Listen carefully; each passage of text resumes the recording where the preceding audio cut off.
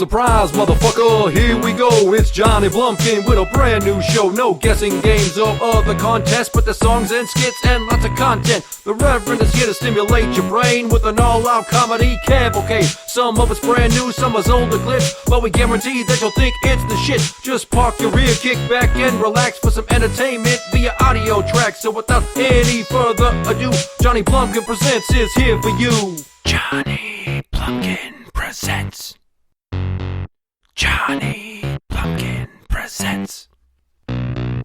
Once upon a time, there was a man named Johnny Blumpkin. He was no ordinary man. He was an internet-ordained reverend.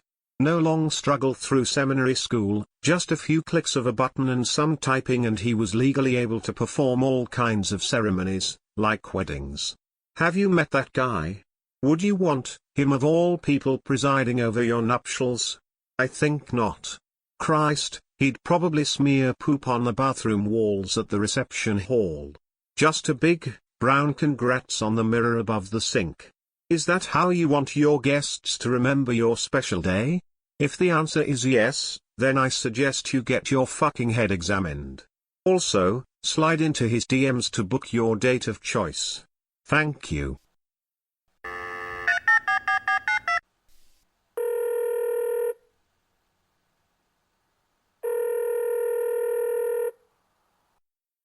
Hello, we are not available now. Please leave your name and phone number after the beep. We will return your call. Hi, I'm watching you.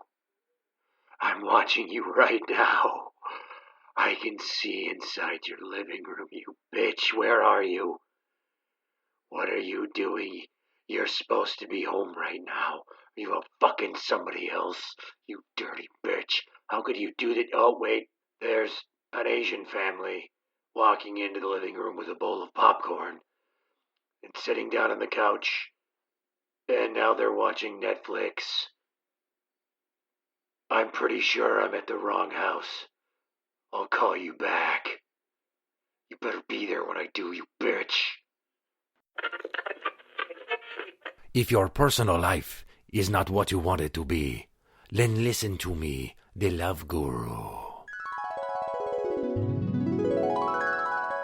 Today on the Love Guru, I'm going to discuss some ideas of places to meet women. These are my personal go-to locations, so you know that they are tried and true. Some of them may even surprise you that you never thought of them before. The library is a place where most people would not think to go to find love, but you're guaranteed to find a number of women. From college co-eds who are trying to study, to mothers who are bringing their children in to find something to practice reading with, to women who live alone with their cats and are looking for a good lasagna recipe in the cookbook section, to even hot-to-trot librarians who just want someone to watch them organize books. Just go to your local branch and try striking up conversation. Perhaps hang out in the romance novel section and try to catch one perusing the Danielle Steele novels. Those are the ones that you know are looking for a good time. Wait for her to pick one up and then say to her, "You seem to be missing something in your life."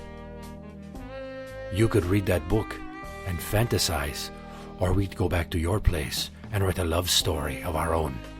You won't believe how fast you'll be in the throes of passion. Also, pro tip, they do not have pornography at the library. I found this out the hard way once when I asked, but I did get a handy J from a lonely woman who was looking for Gilmore Girls on DVD. If you need a new pair of slacks and want to multitask by cruising for strange while looking for some, then you should go to your local TJ Maxx. As soon as you walk in the door, you will see wall-to-wall deals and plenty of females walking the aisles looking for them also. It's a good strategy to catch them while they're picking out clothes because shopping is like a drug for women. So their guard will be down to some extent.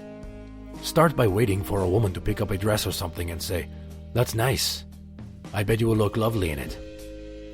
Immediately you will see her eyes widen, and she will be right there for you to pick up. A rose for the plucking. Or perhaps there's a mom buying clothing for her teenage daughter. Wait for her to send the child to the dressing room, and then swoop in and comment on her outfit. If she doesn't immediately clutch her purse, you're in like flint. But if she rebuffs your advance, then try the girl working that area. I mean, she's employed at a discount retail store, so it's fairly certain she isn't spoken for. Another strategy is take several pairs of pants to the counter and then ask for the change room girl's opinion on them all. You're bound to get a compliment that signals interest. If she doesn't bite, then just buy a pair of pants and ask the cashier for her phone number. It has worked for me once. And if all else fails, literally just announce to the whole place that you're looking for something to wear to your sister's wedding. Someone will try to interject, and that's when you make your move. Why? Because they're shopping, as stupido, and I already told you, they're high on bargains. Planned Parenthood is a great place to meet women. Trust me, they aren't there to pray the rosary or because they're disinterested in lovemaking. Hell, I bet you even find a divorced mother bringing in her teenage daughter for guidance a time or two. All you have to do is make a protest sign that reads, "I support women's right to choose." And make sure your breath is fresh. Say things like, "You're so brave," and "You're doing the right thing."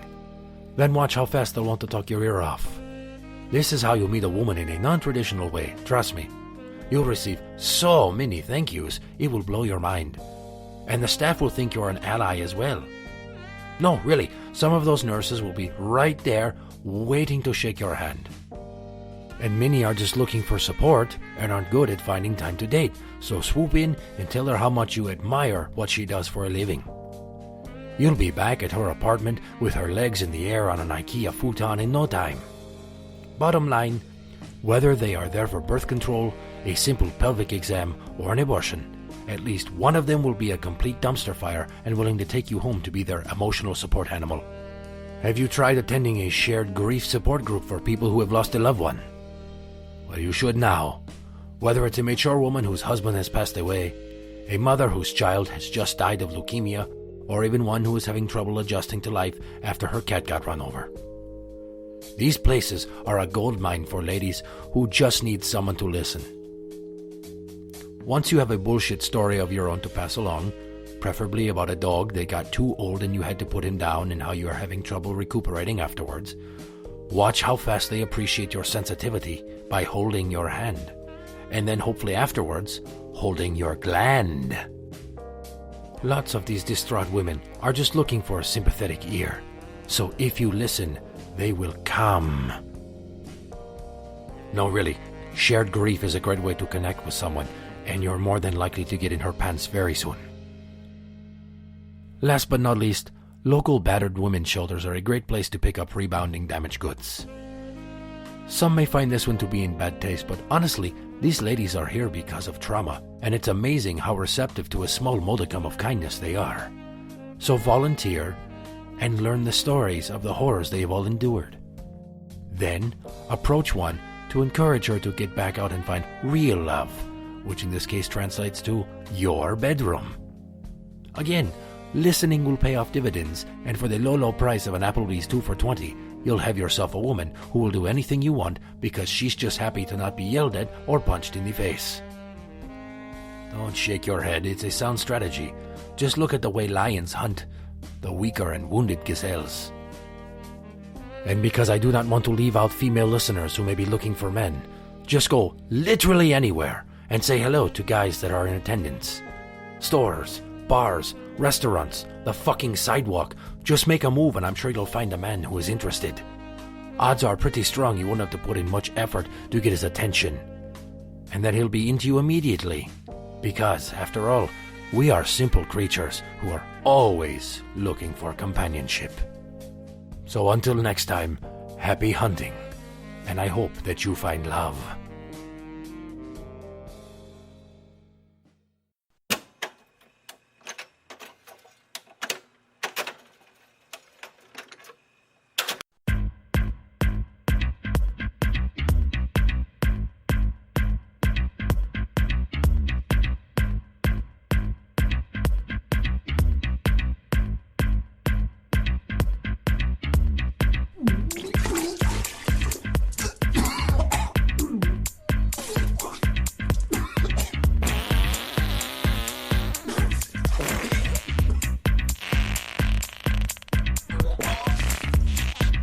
one night.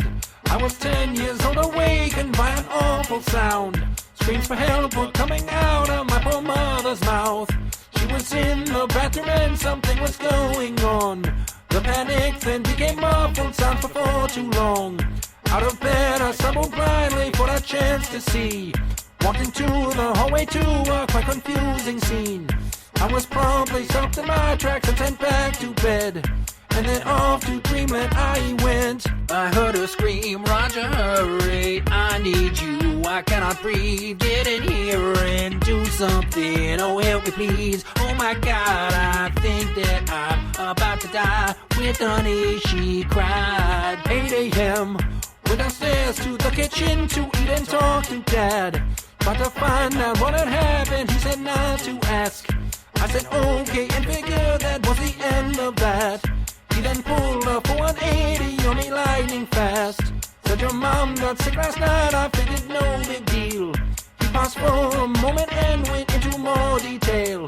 Said that she threw up and then got diarrhea too. That's when the run's gone from the bathroom. I heard her scream, Roger, hurry, I need you, I cannot breathe. Get in here and do something, oh help me please. Oh my God, I think that I'm about to die. Tears of anguish were running down from her eyes. In the toilet, she lost everything she did. On the rug and tile floor, there shop your head. Her nightgown and granny panties were no match for the brownie earthquake spilling from her ass. All she had to do was grab the garbage can. It was on the floor adjacent to her head. Then she could have turned that shit into the bowl. A Hershey squirt free zone should have been a goal. My poor dad had to come in, help clean it up. Chunks of feces were kicked in her raunchy muff. If you ever wanna know